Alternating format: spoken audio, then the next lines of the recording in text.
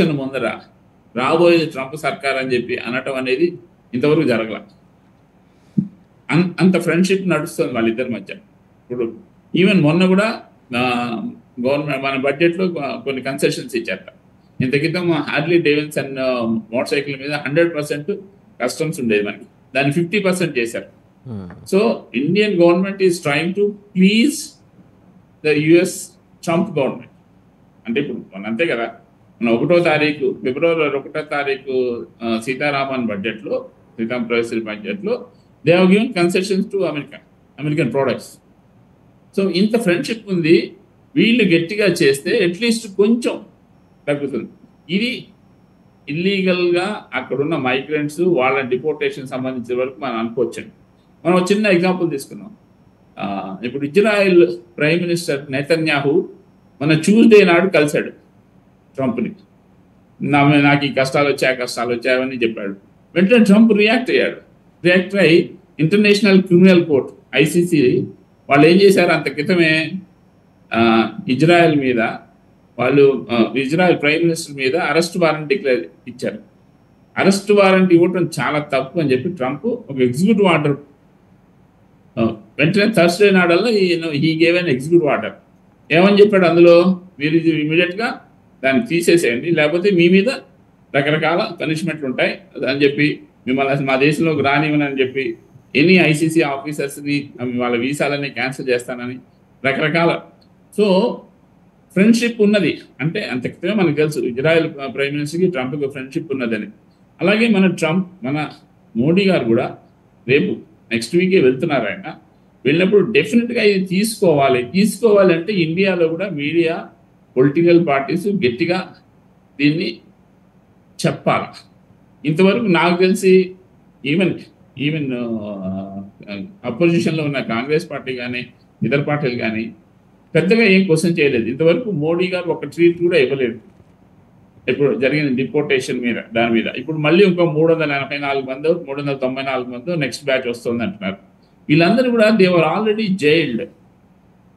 కొత్తగా ఇవాళ అరెస్ట్ చేసిన వాళ్ళు కాదు, దేవర్ ఆల్రెడీ జైల్డ్. అట్లీస్ట్ ఆ క్లారిటీ అన్న అటు అమెరికన్ గవర్నమెంట్, అటు US గవర్నమెంట్, ఇటు ఇండియన్ గవర్నమెంట్ ఇవ్వాలి కదా. ఎందుకు అట్లా గాల్లో ఉంచేయటం? అదేదో చూసి స్టూడెంట్ కమ్యూనిటీ భయపడుతోంది. ఇదేదో రేపొద్దున మమ్మల్ని కూడా ఇట్టాగే పంపిస్తారేమో, ఏం పాడో, అంతకన్నా అవమానం ఏముంటుంది? ఆ యుద్ధ విమానాల్లో వెనక్కి పంపిస్తే, సంకెళ్ళేసి వెనక్కి పంపిస్తే ఎంత అవమానం అనే బాధతోటి, బెంగతోటి సూసైడ్ దాకా వెళ్తున్నారండి. ఇవాళ జరిగిన సంఘటన సూసైడ్ వెళ్ళటం అనేది నిజంగా దురదృష్టకరం. అది అంతవరకు వెళ్ళాల్సింది కాదు. అయితే ఏంటంటే ఇప్పుడు ఇందాక కో ప్యానలిస్ట్ కూడా చెప్తున్నారు, అక్కడ ఉన్న వాళ్ళందరికీ తెలుసు అక్కడ పరిస్థితులు. ఇప్పుడు కోవిడ్ వచ్చిందండి, దాదాపు 1 సంవత్సరం పాటు ఎవరికి ఎలాంటి ఉద్యోగాలు లేవు. కోవిడ్ 1 సంవత్సరం పాటు లేవు, చాలా అవసరం పడ్డారు. నాకు తెలిసి నేను కూడా అనేక మంది నాకు ఫోన్లు చేసి ఏదో ఒకటి ఏంటంటే $100 పంపిన వాళ్ళు, $500 పంపినవి ఉన్నాయి. అలాగే తానా, ఆట లాంటి పెద్ద జాతీయ సంఘాలేంటి, లోకల్గా ఉన్న తెలుగు అసోసియేషన్స్, ఇంకా లోకల్గా ఉన్న కొందరు పెద్దలు అందరూ కూడా వాళ్ళు తోచిన సహాయం చేశారు. Because that is the crisis. So ఈ రోజు కూడా మనం అమెరికాలో అలాంటి క్రైసిస్ ఉందని స్టూడెంట్స్ అనుకుంటే ఇంకా తర్వాత ప్రాబ్లం ఉండదు కొంచెంగా. ఎందుకంటే డెఫినెట్గా మనం ఇంత క్రితం కూడా చర్చల్లో అనుకున్నాము, మనం let us hope for it. Trump గారితో మోడీ గవర్నమెంట్ ఇంకా మంతనాలు జరుపుతోంది. వాళ్ళు ఇంకా చెప్తున్నారు ఆ 18,000 మేము తీసుకుంటామని చెప్తున్నారు. అయినా సరే ఏదైనా ప్రాబ్లమ్స్ వస్తున్నాయి కాబట్టి ముందర ఏంటంటే రెండింటిని డివైడ్ చేయాలి.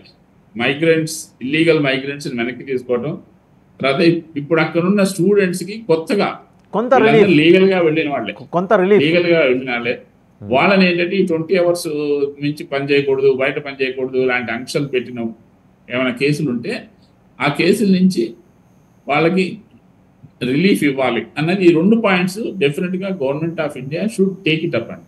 రైట్, చాలా ఇంపార్టెంట్ పాయింట్. ఫణిమోహన్ గారు మనకు నచ్చకపోతే ఎగ్జిక్యూటివ్ ఆర్డర్, ICC మీద శాంక్షన్స్, కన్నెర చేయటం, ఆగ్రహించడం, వస్తే మిమ్మల్ని ఇక్కడ మేము పని చేసుకునేమో అని చెప్పి హెచ్చరించడం. సరే, ICC కూడా మొత్తుకుంది అన్ని సభ్యదేశాలన్నిటికీ మనం సాలిడారిటీ, అంటే సభ్యదేశాలన్నీ సాలిడారిటీ వ్యక్తం చేయాలి, ఐసీసీ అనేది అంతర్జాతీయంగా మానవ హక్కుల పరిరక్షణ కోసం ఉన్నది.